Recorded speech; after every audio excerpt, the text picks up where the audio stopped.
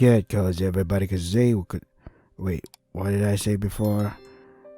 Get the buffet tables ready, cause today we'll continue on feasting this goddamn visual novel called It Gets So Lonely Here. Where did I save? Let's see. 1, 2, 3. Yeah, I think it is it. Perhaps she's some kind of vision, a waking dream, a hallucination. But no, she's none of those things. She's a human being. Or maybe a zombie. A doll in her lap is a cold, hard thing made of porcelain, and it is unflinchingly, reassuringly real.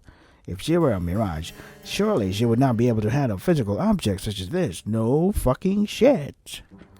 It is strange, though. The doll, though immaculately made, looks only imperfect when compared to the girl who is holding it.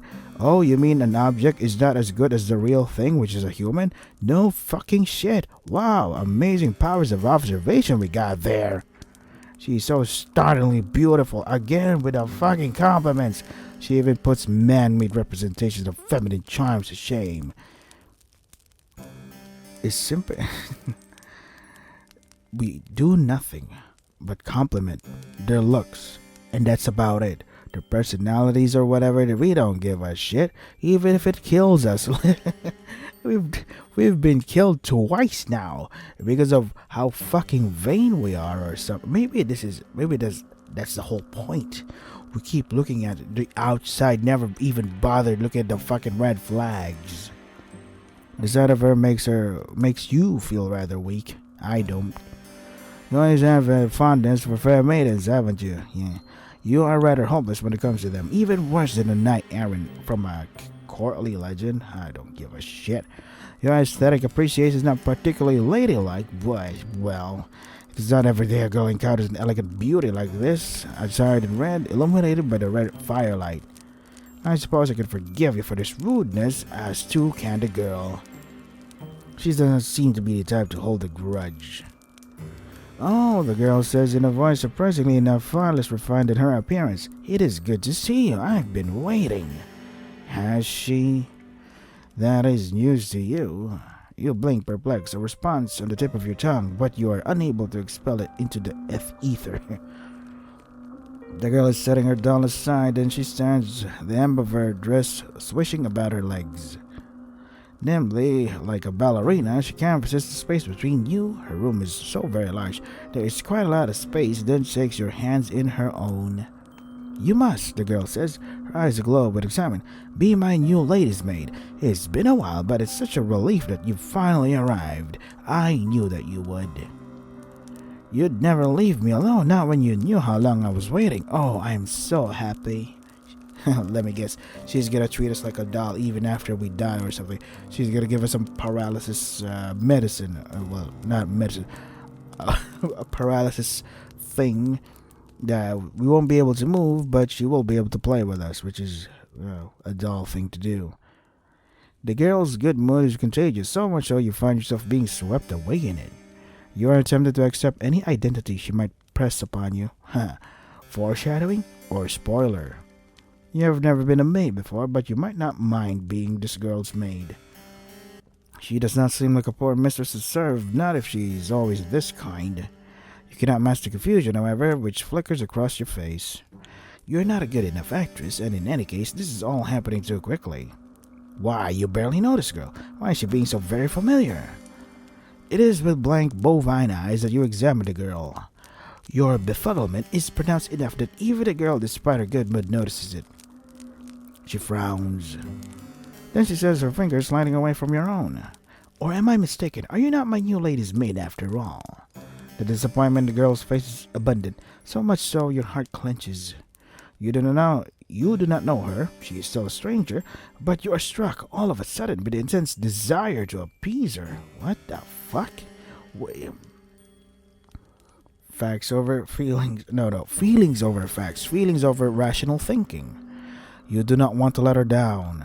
The thought is devastating. You were not aware, you tell her, that you had applied to be her maid, but if that is what she wills, you would not be opposed to it. The fuck? You pray that she forgives you, though, for your discombobulation.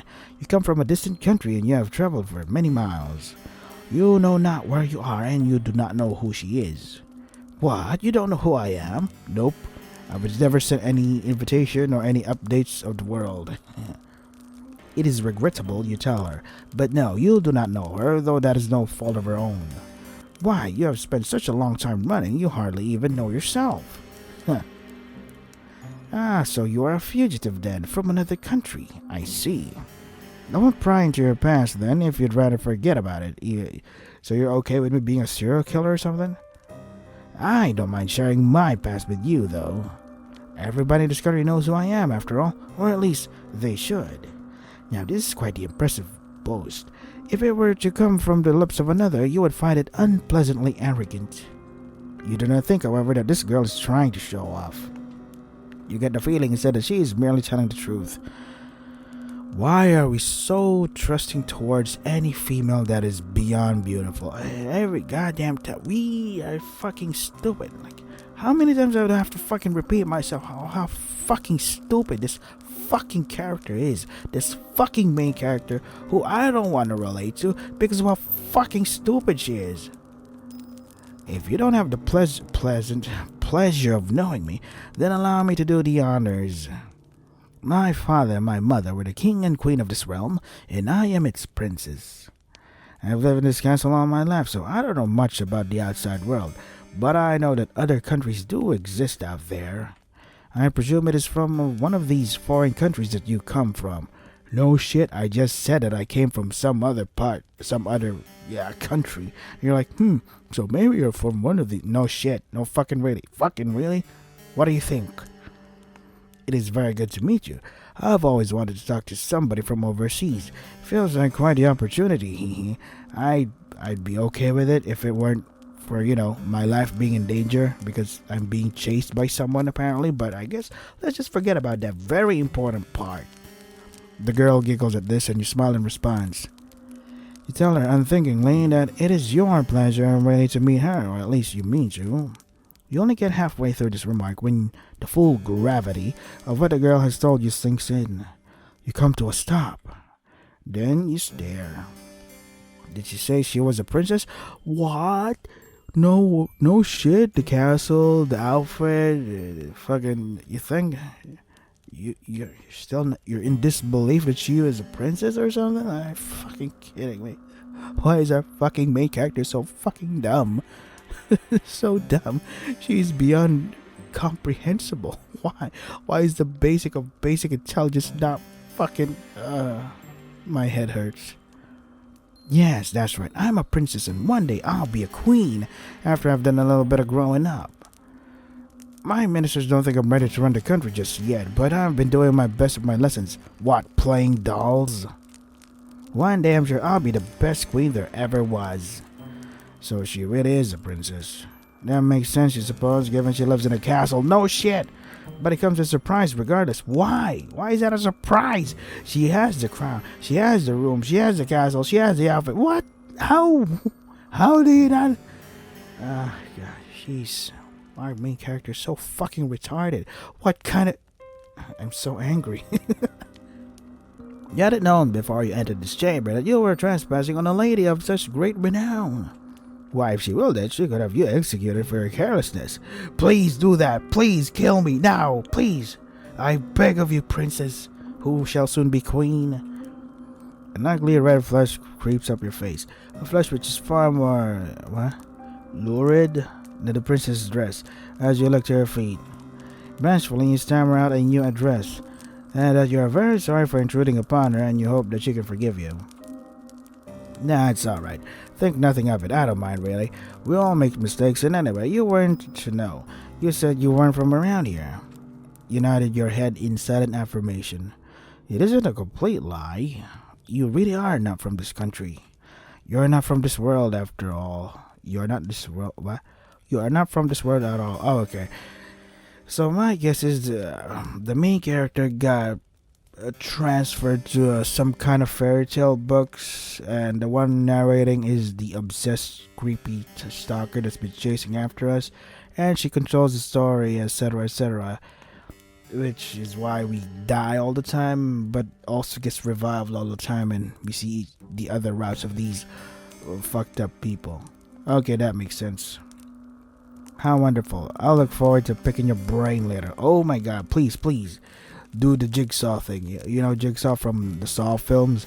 Yeah, dissect my head. Like, give me something interesting to look at. All of my servants come from the nearby village. Their tales are all the same, and so are their superstitions. I could do with a breath of fresh air. My last lady's maid told me I was too impetuous, I don't know, but I don't think there's anything wrong with wanting a bit of adventure. Not that I've ever been afforded much of that. I've been shut up in here for so long, I hardly ever get the chance to talk to other girls my age. My last lady's maid was older than me, and so was the one before her, and the one before her. Some of the princess's fair mood seems to dissipate as she speaks, her expression turning by degrees into something rather more pensive. Is she not aware that people have died? You're just alone in this castle? But I haven't seen any of my old lady's maids in a while, or any of the other servants for that matter.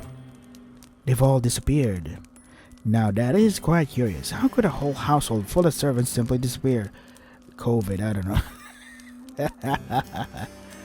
That I don't know. This castle was full of servants once, my lady's maids, and my undermaids, and my scullery maids, and my housekeeper, and my cooks, and the large retinue of retainers. They're all gone now, though. I think my ministers must have sent them away. I don't know why. They would have done that, though. They didn't explain it to me. Great job at being a princess, stupid. But then again, they never explained anything to me. They still treat me like a little girl.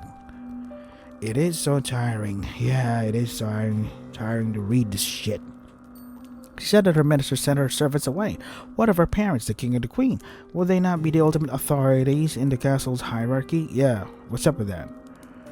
They would, yes, if they were still alive, but they're not. They died a long time ago. I was raised for most of my life by my servants. Okay. Oh, you answer and then you flash. You hadn't known. It's alright, you don't need to apologize. I'm just happy that I have you now. I was getting sick and tired of only having my dolls to speak to. They aren't the best conversational partners. How the hell do you even eat around here? No one ever gave you food or something? No cook, no chef, no nothing, no servant. Do you even shower? You can imagine so, yeah.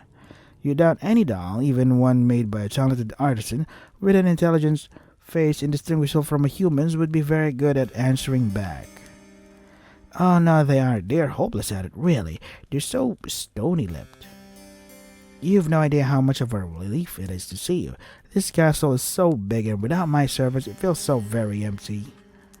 It gets so lonely here, hey? She said the name of the game again.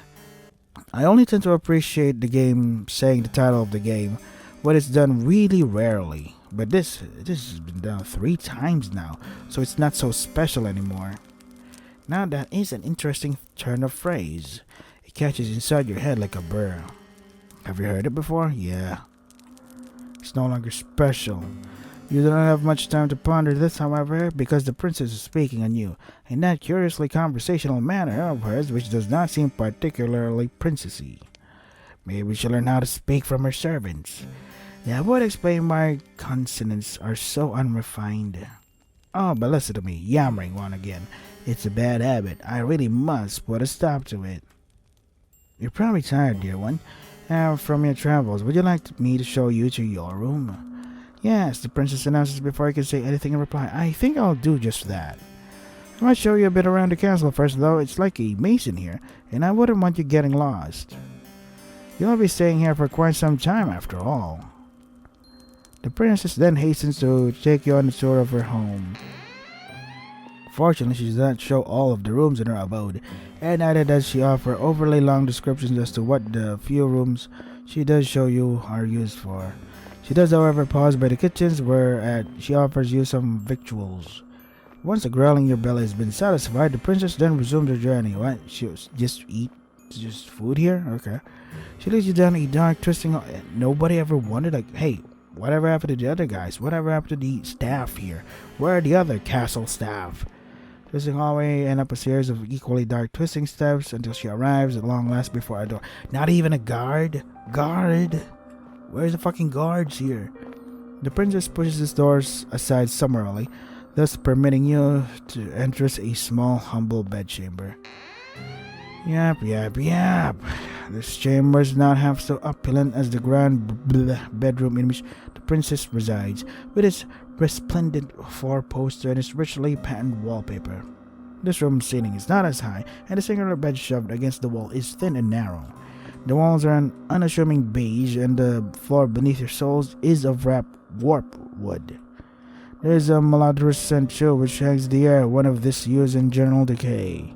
You get a feeling that nobody has slept in this room for quite some time. Really? You think so? The dust didn't... I couldn't tell from the dust. That might explain why it feels so very cold in here. Though if the princess's story of her castle has taught you anything, it is that it is cold in every room in her abode. Hardy har. Now here we are, the final stop of our tour. This will be your room, dear one. I hope it's his to your liking. The princess, despite her exalted status, looks somewhat uneasy as she observes you, her eyes upturned, like those of a loyal dog's. Is she concerned about your reaction to this room? Perhaps she is afraid that you will turn your nose up at her kindness. For a princess, she is awfully eager to please.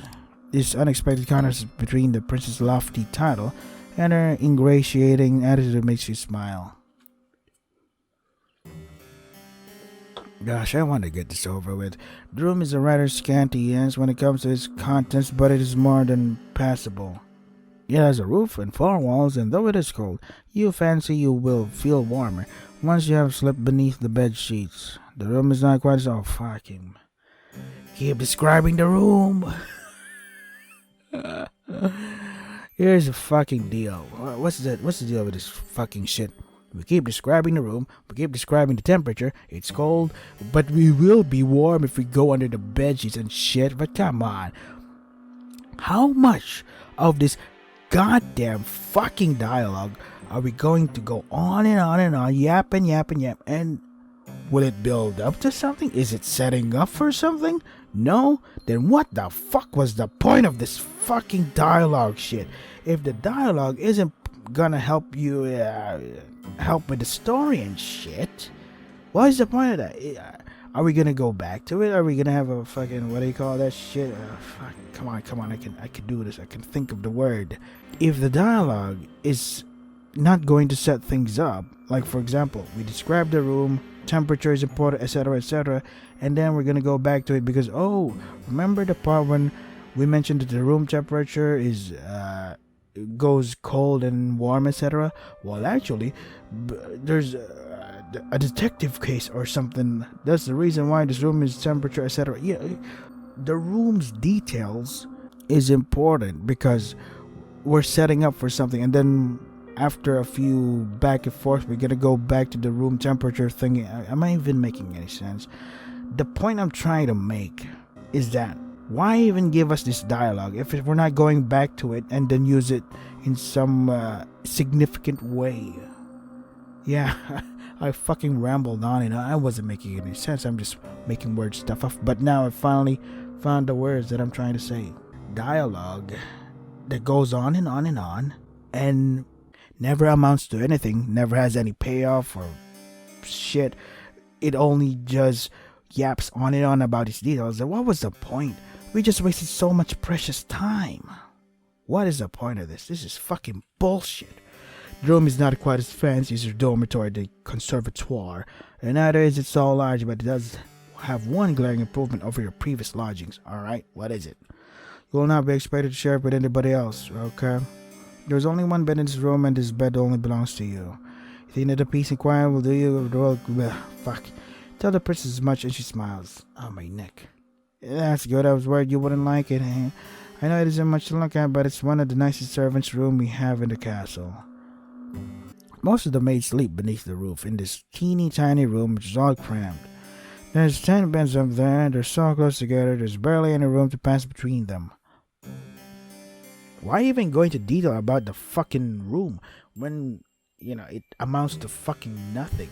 Unless we're gonna go back to it after story reasons, after proceeding. But nah, I don't think we're ever going back to this fucking room ever again and even bring it up. Because we just yap on and on and on about dumb shit that doesn't fucking matter. God, I thought it was perfectly ghastly when I saw it the last time I went up there. Not that I was supposed to be up there.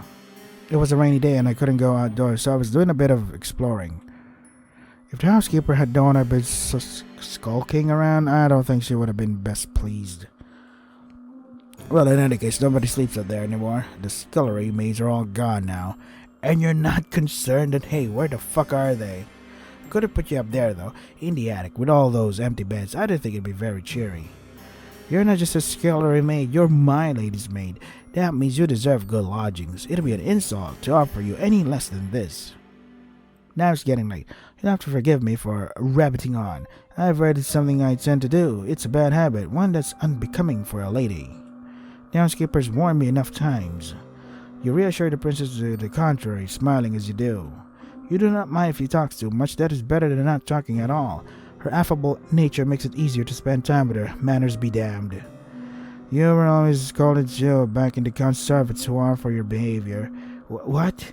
How? You know full well how aggravating it can be to be upbraided, not for any particular misdemeanor, but for being yourself. Well, I'm glad you understand, the princess answers with a giggle. I really should be off, though. It's bad manners to keep you, especially when you look so sleepy. Get some rest. We can talk more tomorrow, if you don't mind my ceaseless prattle. I'm glad you seem to appreciate it, at least. I don't. I fucking don't. I hate it. Though I'm sure you'll get tired of it eventually. All of my old maids did, hee. The princess departs, and in her absence you take a seat upon the bed, your new bed. You cannot help but think that this is all happening very quickly.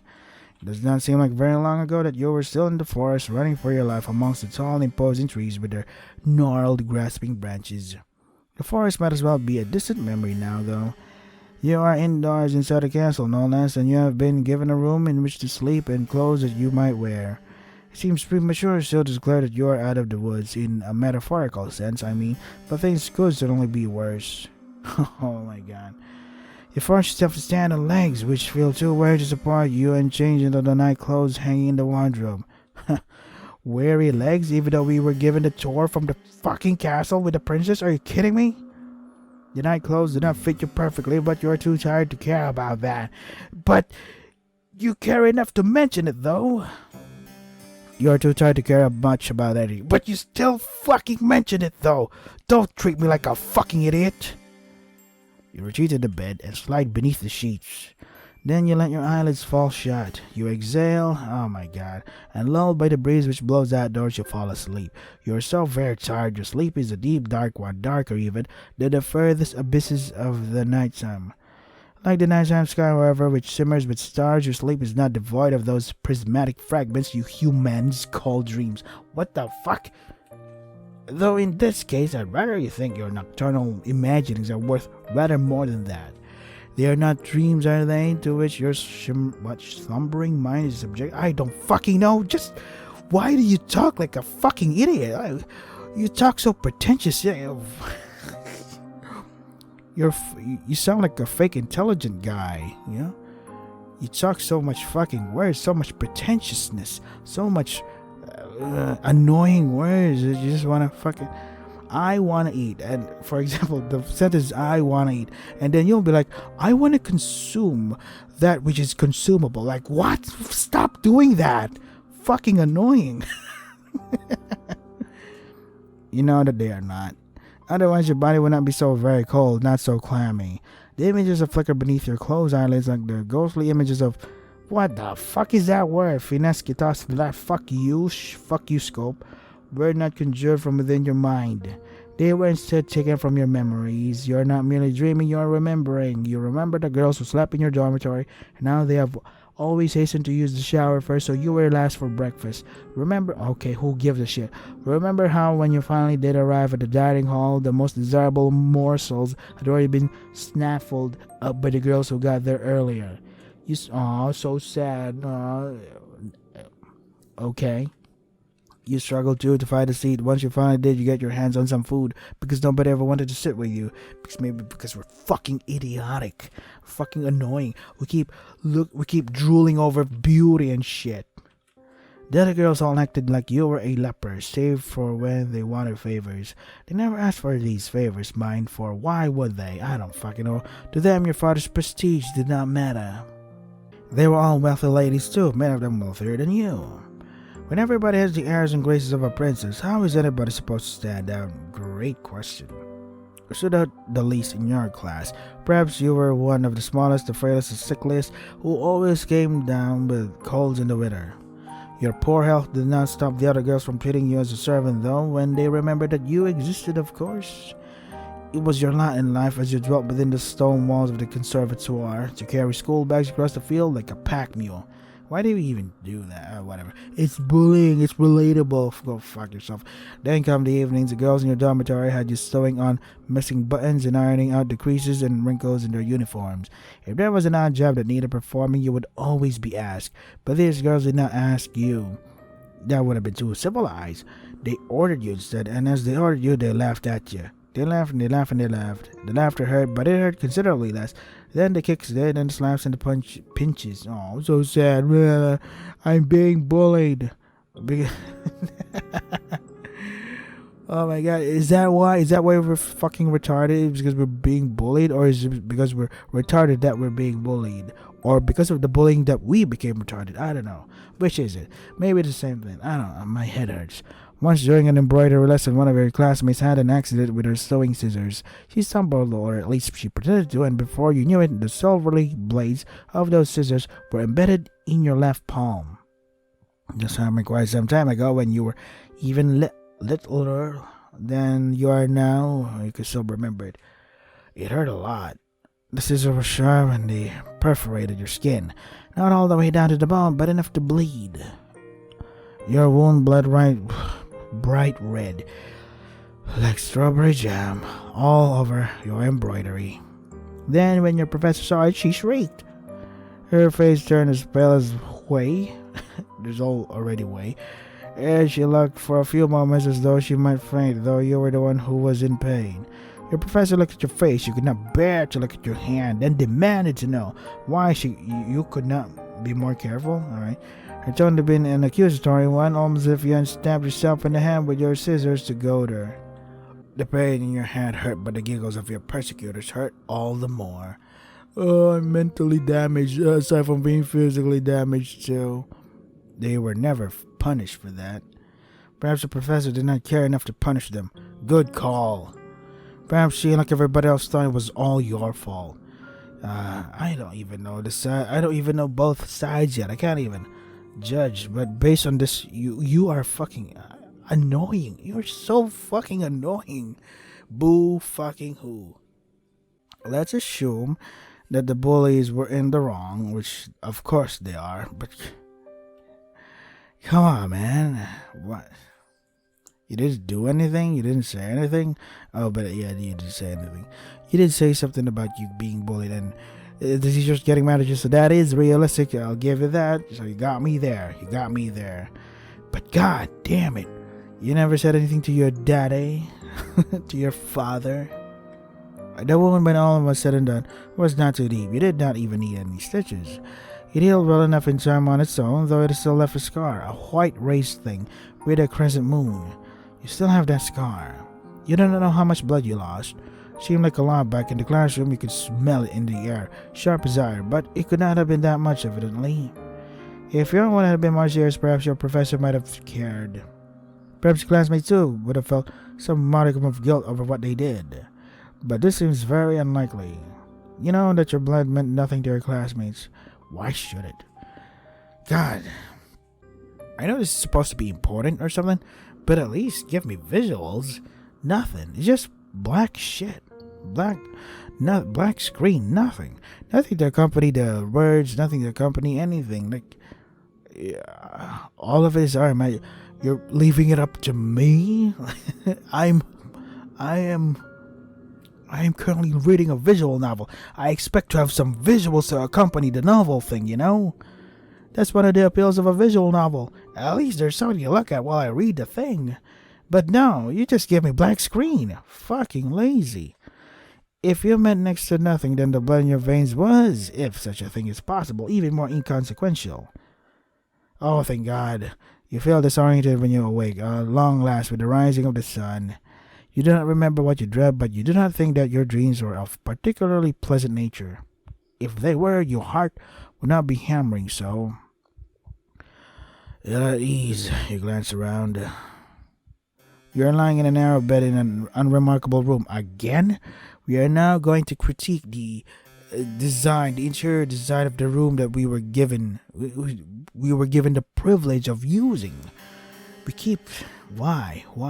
So we keep complimenting the pretty ladies, but we keep non-complimenting the fucking rooms that we sleep in.